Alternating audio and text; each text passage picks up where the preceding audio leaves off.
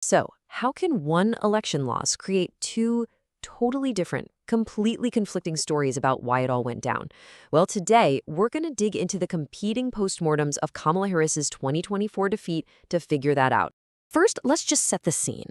It's election night 2024, and inside the Harris campaign, the mood is, well, it's a party. As The Guardian reported, they literally had cupcakes with Madam President written on them. The champagne was on ice. They were absolutely sure they were going to win, and then they didn't. The loss was a massive shock, not just to her supporters, but to the campaign itself. And to really get our heads around that shock, we have to look at the political postmortem that came next. Because almost immediately, two major, and I mean deeply conflicting explanations popped up for why that celebration never actually happened. So let's break them down. Okay, first, just the raw numbers. The popular vote, it was super tight. A slim 1.5% margin for Trump. But that's not the real story here. The real story is the Electoral College. Harris lost all 7 key swing states, a complete wipeout.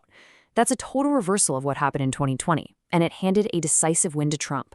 The big question is, why?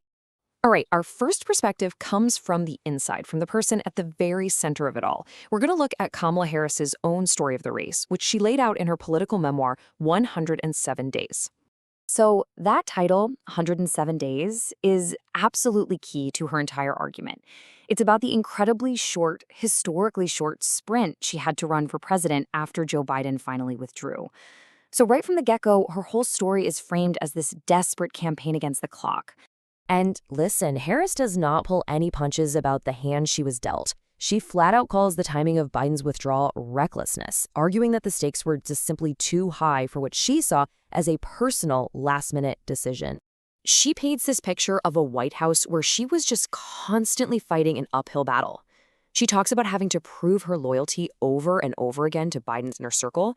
Harris even claims the West Wing was fueling negative stories about her in the media and would get displeased when her speeches went too well because they were afraid she'd outshine the president.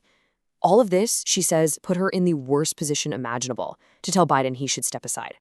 And to really drive home the personal shock of it all, Harris compared her loss to one of the biggest upsets in sports history, the 2008 Super Bowl, when the undefeated Patriots lost at the last second. She even quotes Tom Brady to describe that feeling of devastation. For her, this wasn't just politics. It felt like a deeply personal blow. Okay, now for this second story, which is very, very different. This is The Outsider's Critique, a campaign autopsy put together by the progressive group Roots Action. And their conclusion, this loss wasn't inevitable. Not at all. It was, in their words, entirely preventable.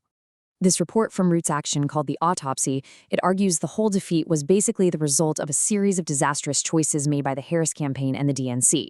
It's the complete counter-narrative to Harris's own account.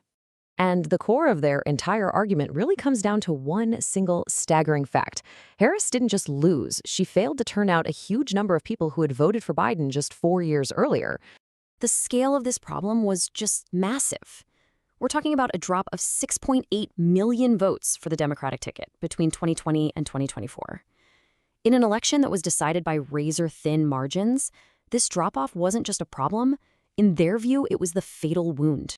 So the autopsy report boils the loss down to 5 main failures. It starts with this basic inability to inspire millions of 2020 voters.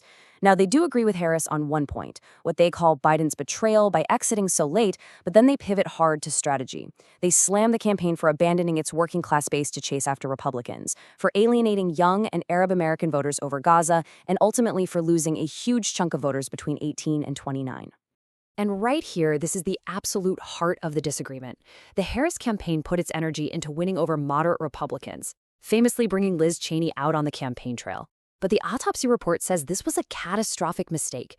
They argue it alienated their core Democratic base, especially working-class voters, who just felt completely forgotten.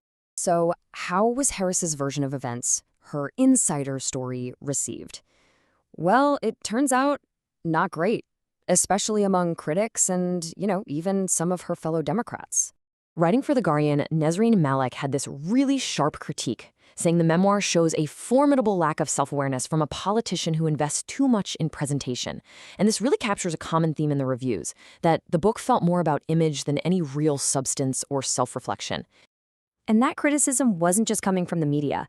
Democratic strategist Michael Hardaway called the book unhelpful, basically dismissing it as a bunch of finger-pointing and blaming others. This shows you there was some real frustration coming from inside the party about the memoir's whole tone. So across all the commentary, a few common complaints kept popping up. The book was seen as lacking any real self-reflection, that it gave supporters no closure, no hope. Critics called it politically unhelpful, just full of grievances, and that ultimately it was just about excusing herself by blaming a bad political hand instead of owning any of the strategic choices.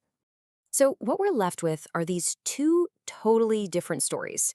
You've got the insider, who blames impossible circumstances, and the outsiders who blame a failed strategy. So what does all this really reveal about where the Democratic Party is today? Well, this deep divide, it's about way more than just one election. It really points to a fundamental battle for the soul of a political party.